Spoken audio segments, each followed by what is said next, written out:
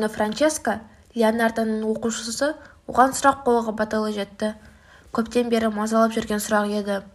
Леонардо оны өз оқушыларына алған сәттен бері Франческа көзін жұмбай жұмыс істеді. Тәлімгері осындай қарқынмен жұмыс істегендіктен ғана барлық оқушылар онымен бір уақытта жұмыс істеуі керек болды. Бірақ өмір бойы жұмыс істеп өмір сүруге болмайды ғой. Ақырында Франческа мұғаліміне өзінің сұрағын қойды.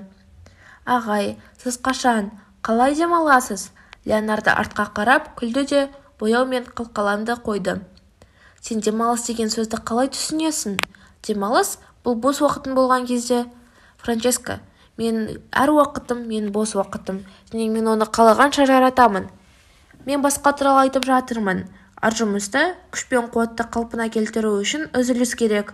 Франческа, ал сен өз бос уақытында немен айналысасың?» «Мен демалып және өз сүйікті ісімен айналысуға тырысамын». «Өзіне ұнайтын іспен неше уақыт айналыса аласың?»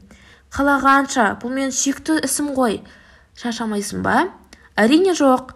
Сондықтан сен тек өз жұмысыңды жақсы көруің керек. Сонда сен өз сұрағына жауап бере аласың».